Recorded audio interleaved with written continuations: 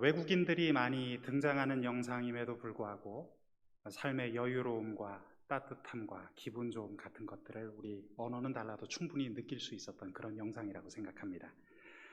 몇 해 전 방영되었던 윤식당이라는 TV 예능 프로그램이었죠. 당시 시청률 20%에 근접하는 흥행을 기록했고 성황리에 종영을 했습니다. 저도 저의 가족들과 함께 아주 흥미롭게 시청했던 프로그램으로 기억을 하고 있습니다. 이 프로그램이 눈길을 끈 데에는 먹거리라는 인간 보편의 생존 욕구에다가 또 우리가 잘 아는 이름이 잘 알려진 그런 배우들이 식당 섬김이로 출연하고 있다는 점도 있었고, 무엇보다도 이 식당이 위치한 해외 해변가의 아름다운 풍광이 많은 사람들의 시선을 사로잡지 않았나 그런 생각을 해봅니다. 그리고 또 하나 이 프로그램의 성공 요인으로 생각하고 싶은 것이 하나 더 있습니다. 느긋하게 식탁에 앉아서 음식을 즐기는 사람들의 모습에서 삶의 원초적인 행복을 찾아가고픈 회복의 욕구가 있었다는 것이죠. 사람이 살아가면서 어떤 상처를 입게 되면 그 상처의 트라우마는 우리 뇌신경의 손상으로도 이어진다고 하는데요. 하지만 손상된 뇌는 쉽게 빨리 회복되지는 않을지라도 그 회복이 아주 불가능한 것도 아니라고 전문가들은 말합니다. 상처의 원인을 찾아서 다시 적절한 회복 환경을 제공해주면 우리 뇌의 기능은 놀랍게도 다시 회복하게 된다는 것입니다. 앞서 소개해드린 이 TV 프로그램에서 많은 사람들이 그것을 느끼고 마음의 평온함을 느꼈다, 이런 소감을 전했습니다. 바닷가의 아름다운 풍경, 철썩이는 파도 소리, 그리고 여유로운 식탁과 맛있는 음식, 따뜻한 삶의 대화, 이런 것들이 우리의 회복을 돕는다는 것입니다. 여러분, 오늘 우리는 요한복음 21장 본문의 말씀을 읽어보았습니다. 회복의 아름다운 그림은 오늘 성경 본문 가운데에도 엿보입니다. 디베리아 호수라고 기록되어 있는 갈릴리 해변가가 오늘 본문 가운데 묘사되어 있습니다. 2000년 전 예수님의 12 제자들에게 예수님의 십자가 죽음은 정말 커다란 상처요, 트라우마가 되었을 것입니다. 특히 예수님의 수제자였던 베드로의 모습, 그 마음을 우리는 한번 헤아려 볼 수가 있습니다. 그는 처형받는 예수님의 마지막 길을 따르다가 스승이신 예수님을 3번이나 부인했던 자책감을, 그 쓰라린 상처를 안고 있었습니다. 그런 베드로를 비롯해 여러 제자들에게 오늘 본문을 보면 부활하신 예수님께서 3번째로 찾아오셨다, 이렇게 말씀하고 있죠. 예수님의 부활은 단 한 번 그분과의 만남으로 받아들이기에는 너무나 엄청나고 너무나 믿기지 않는 기적이었을 것입니다. 자, 오늘 요한복음 21장 1절 본문의 말씀은 이렇게 시작되고 있습니다. 그 후에 예수께서 디베리아 호수에서 또 제자들에게 자기를 나타내셨으니 나타내신 일은 이러하니라. 그리고 본문의 마지막 절인 14절 말씀을 한번 보실까요? 이런 말씀입니다. 이것은 예수께서 죽은 자 가운데서 살아나신 후에 3번째로 제자들에게 나타나신 것이라. 예수님을 3번이나 부인하고 그 자책감의 상처로 방황하고 있던 제자 베드로의 모습이 오늘 성경에 있습니다. 그런 그에게 부활하신 주님은 3번째 나타나셨고, 이것은 그와 동료 제자들을 향한 주님의 위대한 회복의 은총이었습니다. 사실 오늘 본문에 보이는 이날 바닷가의 아침 식사는 제자들이 준비했던 것은 아니죠. 전적으로 스승 되신 예수님, 부활하신 예수님께서 제자들을 위해 준비하신 따뜻한 선물이었습니다. 사진을 하나 보면서 또 말씀을 드려보겠습니다. 교회당 사진이 하나 있죠. 제가 이스라엘 성지순례를 다녀오신 신학교 은사님 이야기를 한번 수업 시간에 들어본 적이 있었는데, 그분께서 이 교회를 꼭 한번 시간 될 때 가보라, 이런 말씀을 주셨습니다. 사진에서 보고 계신 이 교회의 이름은 베드로 수위권 교회입니다. 오늘 본문의 배경이 되는 이스라엘 갈릴리 해변에 위치해 있는 아주 작고도 예쁜 교회당이죠. 이 해변가의 작고 예쁜 교회당 안에 들어가게 되면 지금 사진에서 보시는 것처럼 중앙 제단 앞에 한 널찍한 바위가 보입니다. 자, 여기 가운데 흰색 편말을 보시면 십자가 문양이 있고 거기 영문으로 이렇게 표기가 된 것을 봅니다. 멘사 크리스티, 이름하여 그리스도의 십탁입니다. 여러분, 바로 이곳이 예수님의 제자들, 특별히 그분의 수제자였던 베드로의 회복이 일어난 바로 그 갈릴리 해변의 아침 식탁이었던 것이죠. 여러분, 이 아침 식탁이 필요했던 이유는 무엇입니까? 그것은 바로 회복입니다. 오늘 요한복음 21장 본문이 우리에게 보여주고 있는 참된 회복의 모습에 대해서 같이 생각을 나누고자 합니다. 여러분, 회복이란 무엇입니까? 회복은 실패한 과거를 떠나는 것입니다. 우리가 어두운 과거를 떠나야만 밝은 미래를 향한 발걸음이 시작될 수가 있죠. 우리가 만약 그 어두운 과거의 실패와 상처에 매여 있기만 하면 미래는 그 밝은 모습을 드러내지 않을 것입니다. 현대 심리학에서 자주 사용하는 용어가 있습니다. 성인 아이라는 말입니다. Adult child, 성인 아이. 이것은 무슨 뜻입니까? 어린 시절의 상처를 어른이 되어서도 고스란히 간직한 채 그 모습 그대로 계속 연장된 모습으로 살아가는 것을 뜻하는 것이죠. 여러분, 오늘 본문을 보시기 바랍니다. 사람들의 모습이 보입니다. 하지만 수제자였던 베드로와 제자들의 시간은 밝은 미래가 아닌 어두운 과거로 역류하고 있었습니다. 오늘 본문 요한복음 21장 3절 말씀은 이렇게 기록되어 있습니다.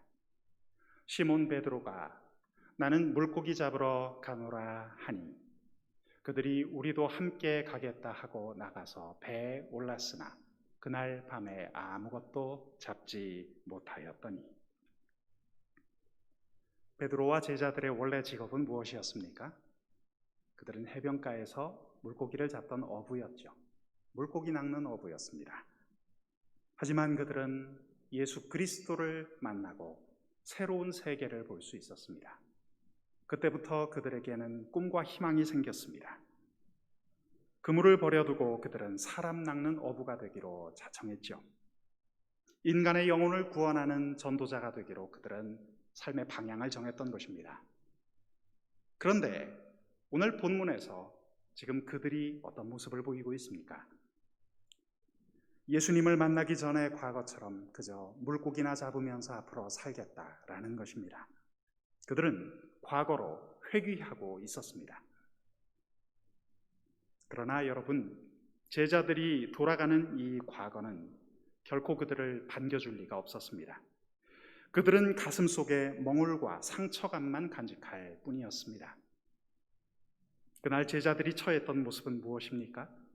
예수님을 만나기 전처럼, 그 옛날처럼 실패가 반복되고 있었을 뿐입니다.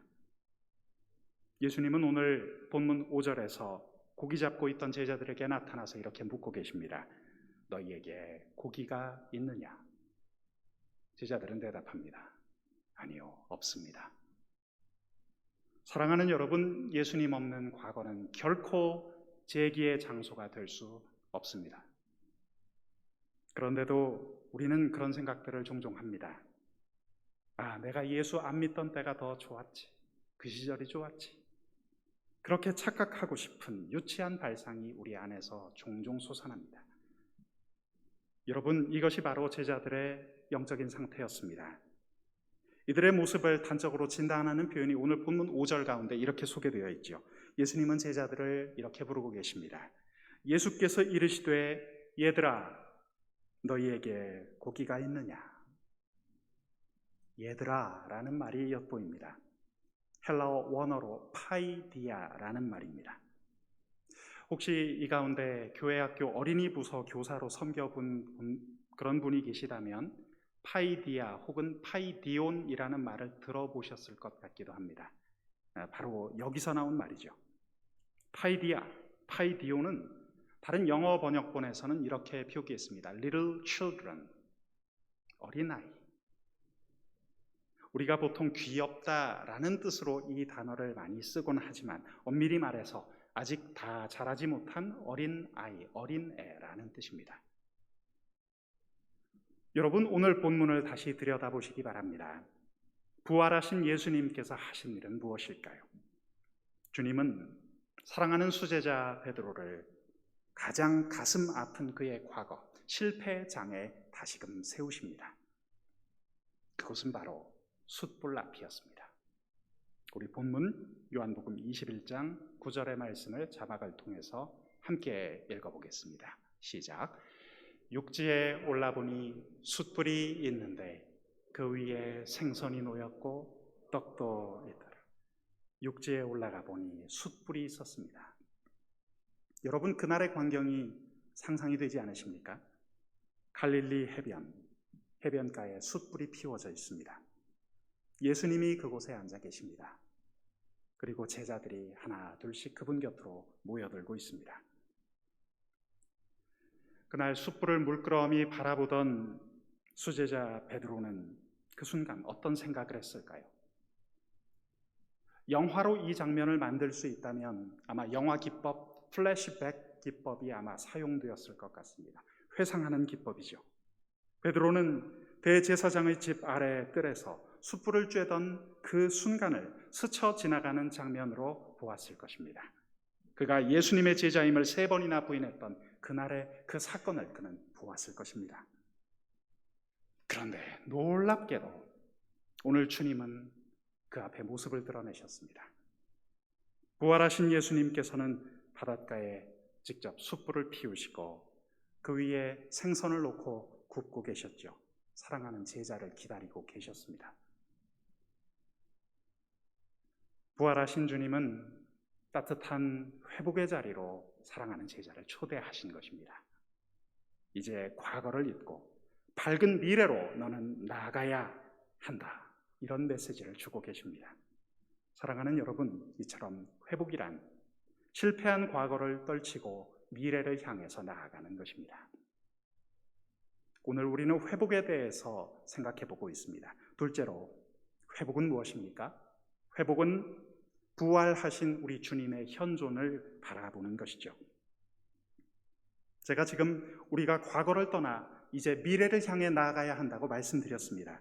자, 그러기 위해서는 그 길에 인도자가 필요하겠죠. 베드로와 제자들은 그 인도자가 바로 부활하신 주님이심을 다시 한번 확인해야 했습니다. 오늘 본문에서 디베리아 혹은 갈릴리에 대한 기록을 다시 한번 보도록 하겠습니다. 21장 4절의 말씀입니다. 날이 새어갈 때에 예수께서 바닷가에 서셨으나 제자들이 예수이신 줄 알지 못하는지라. 자, 이 말씀을 보니 부활하신 예수님이 거기 계셨지만 제자들은 아직 알아보지 못하고 있습니다. 주님을 인지하지 못하고 있습니다. 그런데 우리가 이하의 말씀을 계속 읽어 내려가 보면 상황이 조금씩 바뀌는 것을 봅니다. 5절 말씀에서 물고기를 잡고 있던 제자들을 향해 주님은 묻고 계십니다. 뭐 좀 잡은 것이 있느냐? 그러자 제자들은 없습니다 라고 대답했죠. 6절 말씀이 계속됩니다. 자막을 보시면 이르시되 그물을 배 오른편에 던지라 그리하면 잡으리라 하시니 이에 던졌더니 물고기가 많아 그물을 들 수 없더라. 자, 그런데 바로 이어지는 7절 말씀을 보시면 요한의 고백이 등장하는 것을 우리 볼 수 있습니다. 우리가 오늘 주목해서 볼 성경 말씀입니다. 우리 함께 읽어보겠습니다. 시작. 예수께서 사랑하시는 그 제자가 베드로에게 이르되 주님이시라 하니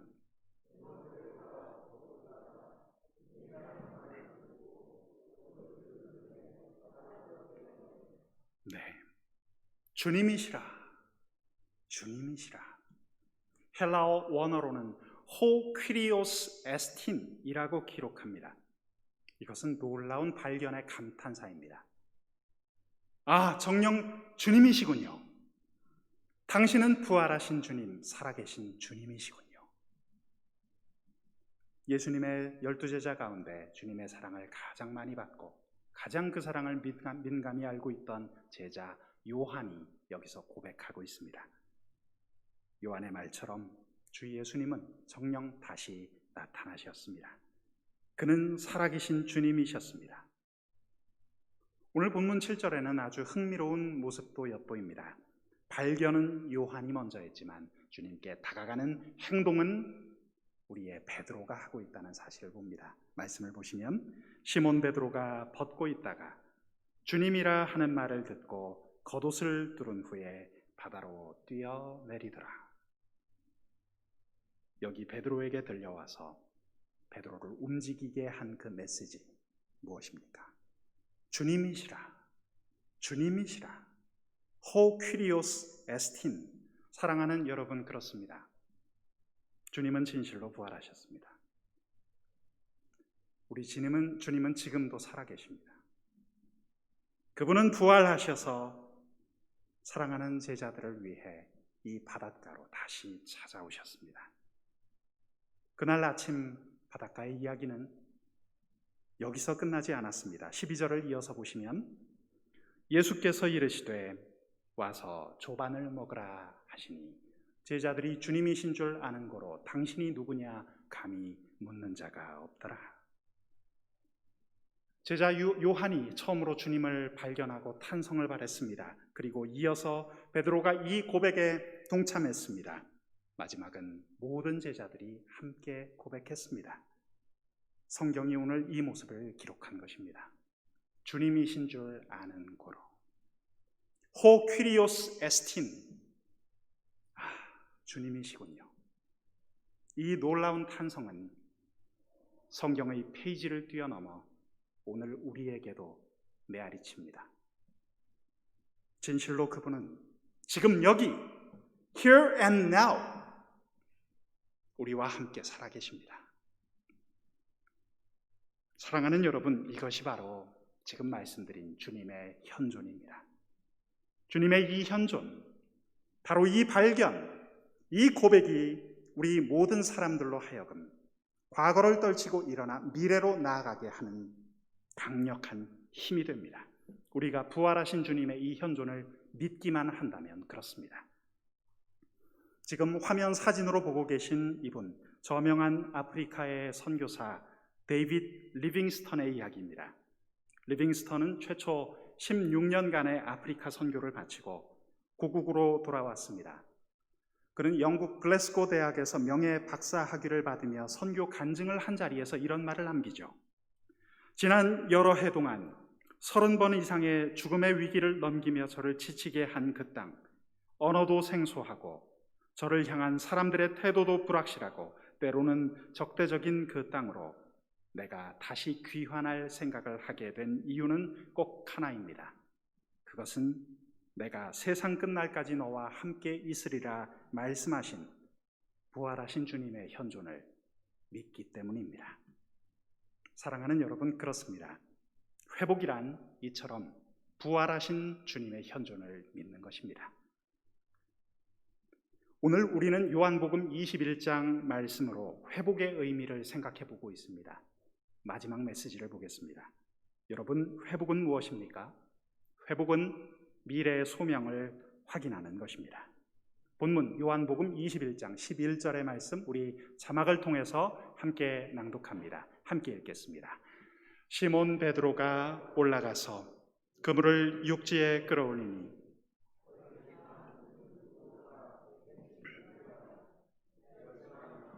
그물이 찢어지지 아니하였더라. 아멘. 갈릴리 해변에서 수제자 베드로가 경험했던 이날의 기적은 처음 아마 누가복음 5장에 기록되었던 그 장면처럼 주님의 소명을 받고 이 바닷가에서 사람 낚는 업으로 살고자 할 때와는 차이가 있었습니다. 처음 주님의 말씀을 따라 깊은 곳으로 나아가 그물을 내리고 고기를 잡을 때는 그물이 찢어지도록 많이 잡혔다고 했습니다. 그가 잡은 고기의 숫자를 헤아릴 수가 없었습니다. 자, 그러나 오늘 본문에서 보는 이 장면, 지금 부활의 아침에 주님의 말씀에 순종할 때에는 그 옛날처럼 고기를 많이 잡기는 했습니다. 하지만 차이가 하나 있었습니다. 그물이 찢어질 정도는 아니었다는 것입니다. 지금 화면에서 보고 계신 이분, 20세기 초반에 뛰어난 성경학자인 아더 핑크 목사님은 이 본문을 놓고 이런 별명을 붙였습니다. 보존의 기적이다. 보존의 기적.